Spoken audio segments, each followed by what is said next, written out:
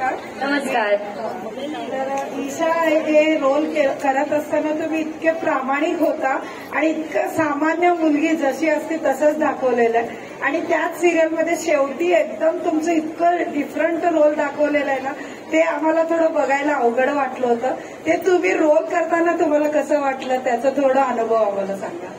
खूप चांगला प्रश्न आहे. पण एका ऍक्टरसाठी ना एकाच सिरियलमध्ये एवढा ग्राफ असणं कॅरेक्टरचा हे खूप डिफिकल्ट असतं आणि बरेचदा नसतो सुद्धा. आणि ते माझ्यासाठी खूप एक्साइटिंग होतं की मला इतक्या वेगवेगळ्या शेड्स एकाच कॅरेक्टरच्या करायला मिळणार आहेत. आणि माझ्यासाठी पहिलाच एक्सपिरियन्स म्हणून सुद्धा ते खूप एक लर्निंग कर्व होता की एक साधी मुलगी एवढं सगळं फाइंड आउट करते, आपल्या नवऱ्याच्या अगेन्स्ट जाते.